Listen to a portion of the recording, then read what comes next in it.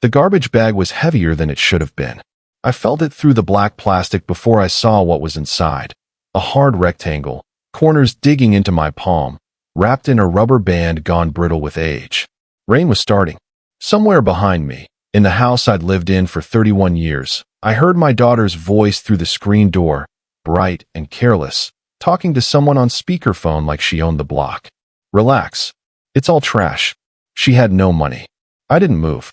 I stood there in the driveway with my hand inside a garbage bag, rain collecting on the back of my neck, and I said nothing. Because I already knew what I was holding. And I already knew she was wrong. My name is Walter Hale. I'm 68 years old, and for 42 years I ran Hale and Sons Machine Shop out of a cinder block building on Route 9. A business I built from a single rented lathe and a $500 loan from my father-in-law in 1984. By the time I sold it 3 years ago, it was worth $1.4 million. I didn't spend it. I didn't flaunt it. I paid off the house. I kept my truck until it had 210,000 miles on it. And I let my wife, Margaret, Peg, everyone calls her, keep doing what she'd always done, which was disappear quietly into her sewing room and manage money nobody thought to ask her about. Peg is 65. She was a seamstress before she was my wife.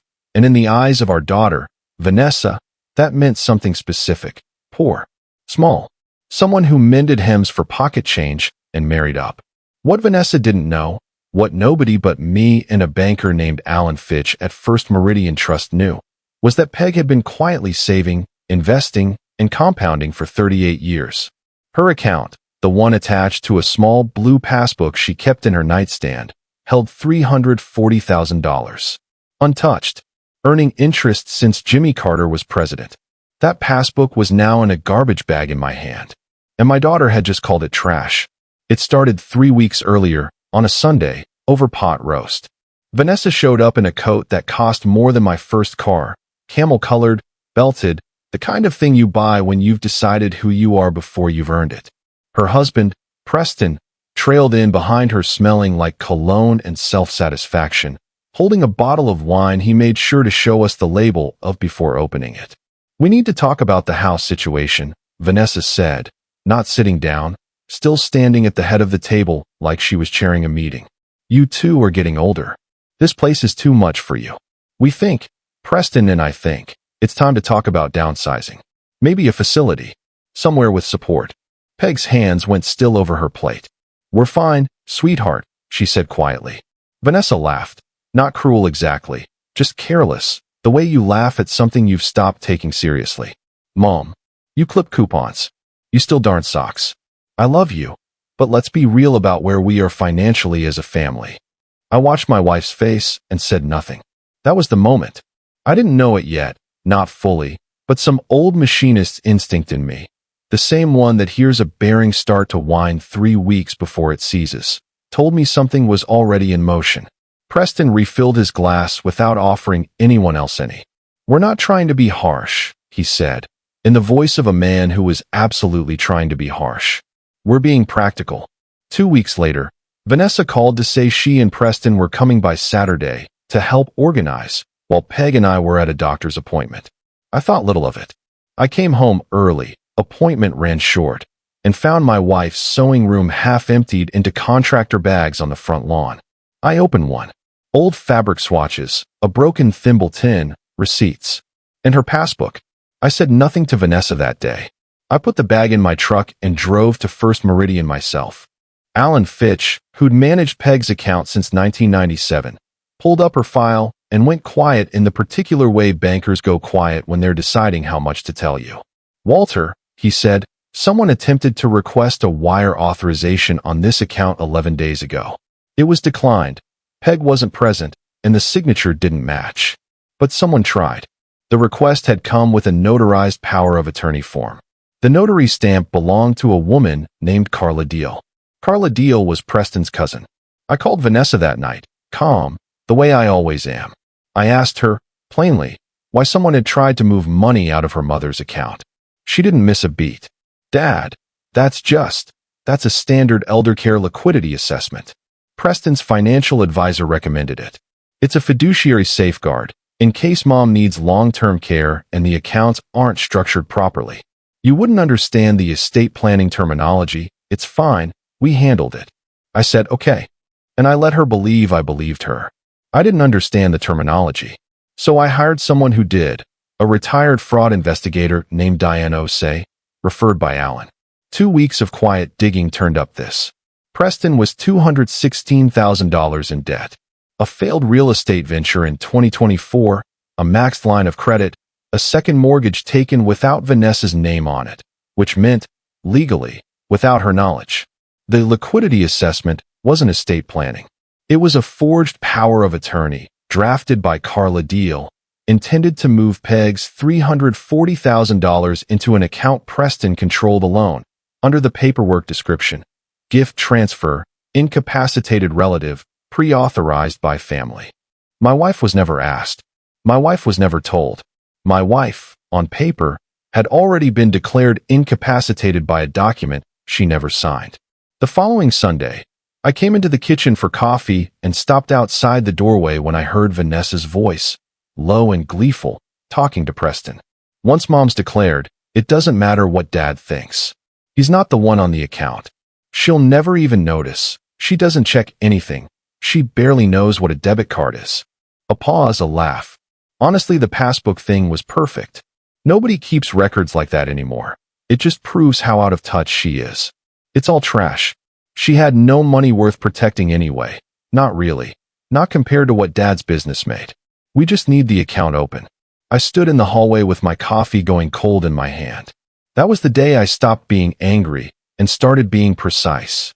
I made a decision that morning, standing in that hallway. They would never see me coming, because they would stop looking. So I gave them what they expected. I started forgetting things, small, believable things. I'd asked Vanessa the same question twice in one visit. I let my shoulders round when I walked. I misplaced my truck keys on purpose and made a production of patting my pockets, of asking Peg where I'd put them again. I let my hands shake slightly when I signed for packages. I bought a cane I didn't need and left it leaning by the door where Vanessa would see it.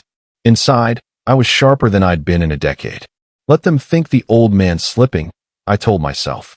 A confused man isn't a threat. A confused man is an obstacle you route around, not one you watch. Peg played along too. Once I told her everything. She has a better poker face than I do, honestly. She started calling Vanessa to ask for help, with things she'd managed alone for 40 years. Simple bills. A confusing bank letter she'd found. Every performance was a hook, baited and left in the water. Diane helped me build it properly. We didn't need to invent evidence. We needed to let them hand it to us. I told Vanessa, in a voice I made sure trembled just slightly, that I'd found a strange letter from the bank about Peg's account and didn't understand it. And could she and Preston come by Thursday to help explain it to us, since we're not good with this stuff anymore? I left the letter, a real one, forwarded to me by Alan, detailing the declined wire attempt, on the kitchen table. I set my phone beside it, screen dark, recording audio, propped against the sugar bowl like it had been left there absent-mindedly. Diane sat in her car down the street with a second recorder synced to a legal timestamp service. Admissible, clean. Thursday came. Rain again. The same rain from the driveway 3 weeks before. I watched the clock. 6:47. Their car in the driveway. My phone, silent, recording, 3 feet from where Preston would sit. I felt my pulse in my throat and kept my face soft, tired, confused. Come in, I thought. Sit down. Explain it to me. I'd invited more than Vanessa and Preston. I told them it was a small dinner with the Fitzgeralds, old family friends. I didn't mention that Alan Fitch would be walking in with them, or that Diane would be seated at the far end of the table with a folder in her lap, or that I'd asked our family lawyer, Renata Cole, to stop by for dessert. Vanessa arrived in that same camel coat. Preston opened wine without asking, same as always, and by the second glass he was expansive, generous with his opinions, telling Alan, not knowing who Alan was, all about responsible elder financial planning and how families need to get ahead of these things before dementia takes the decision out of your hands. Some people, Preston said, swirling his glass, gesturing loosely toward me and Peg, just aren't equipped anymore to manage significant assets. It's not an insult. It's just biology. Peg reached into her cardigan pocket and set something on the table between the breadbasket and the wine bottle. Her thimble, the same one she'd carried in her sewing kit for 40 years, silver gone dull, a groove worn into it from her finger. Preston had mocked it once, called it adorable in the tone people use for things they think are beneath them. I put my fork down. "Preston," I said. "Quiet." I didn't raise my voice once, not through any of it. 11 days before that dinner where you called my wife out of touch, someone tried to wire $340,000 out of her account using a forged power of attorney notarized by your cousin. The bank declined it. I have the letter. I nodded to Alan. "This is Alan Fitch. He manages that account. He's not here as a family friend tonight." Vanessa's smile didn't move, but her face went the color of the tablecloth. That request described my wife as incapacitated. I continued, voice level. "She wasn't. She isn't. She built that account herself, from 1987 onward, sewing wedding dresses and prom gowns for half this town, and depositing every extra dollar into an account you two decided was, and I quote, trash." I reached into my jacket and set the passbook on the table, rain-warped pages and all, next to her wine glass. "You threw this in the garbage." I took it out. Renata Cole set her folder down beside Diane's. "The forged POA is a felony. Financial exploitation of an elder, falsely. In this case, since Mrs. Hale is fully competent, which 2 independent evaluations on file confirm. Carla Deal's notary license is already under review by the State Board. We filed this morning. 2 uniformed officers, waiting per arrangement in an unmarked car outside, stepped through the front door on Renata's nod. I picked up the forged power of attorney document. Diane had brought the original, subpoenaed that week, and tore it once, cleanly, down the middle, and set the halves beside the thimble. "It's all trash," I said. "You were right about that much." Within 6 weeks, the consequences landed the way consequences do when you stop protecting people from them. Preston was charged with attempted financial exploitation of a vulnerable adult and forgery, later amended when the DA's office confirmed Peg's full competency, downgraded to attempted fraud and conspiracy, but a felony charge stood. He pled to 18 months, most suspended, restitution ordered, and a permanent bar from acting as fiduciary or power of attorney for any relative in the state. His real estate license was revoked in the same season. His $216,000 debt became public record in the court filing. Carla Deal, the notary cousin, lost her commission permanently and paid a $12,000 fine. Her name now sits in a state database any title company can search. Vanessa wasn't charged. Renata and I made sure of that, and I'll explain why in a moment. But the marriage didn't survive discovery, and neither did her employer's trust once the story reached her firm's HR department through channels I didn't control and didn't need to. She moved into a 1-bedroom apartment across town. I heard she's in therapy now. I hope that's true. And here's the part that mattered more to me than any of the punishments. Preston's business partner, a young contractor named Miguel Reyes who'd co-signed on 2 projects and had no idea about the debt or the fraud, was about to lose his half of a legitimate, unrelated contracting business when Preston's assets got frozen. I paid off the freeze on Miguel's half myself, $40,000, quietly, through Renata, no strings, no publicity. He'd built something honest. He didn't deserve to lose it because of a man who never learned that the same word applied to him. It was late November when Vanessa came back. I heard the doorbell at 9:40 at night, rain turning to sleet, and when I opened the door, she was standing there in a coat that wasn't the camel one, a thinner one, wrong for the weather, her hair flat and dark with rain. No car in the driveway. She'd walked, or taken a bus, or both. "Dad," she said, "I have nowhere else to go tonight. Just tonight. Please." I looked at her for a long moment. Behind me, I heard Peg's slippers on the hardwood, coming to stand at my shoulder, quiet and steady the way she'd been through all of it. "You called your mother's whole life trash," I said. Not loud, not cruel, just true. "You don't get to decide, now, that our door isn't." I gave her the number for a shelter 2 towns over. Clean, safe. A place Renata had already quietly confirmed had a bed.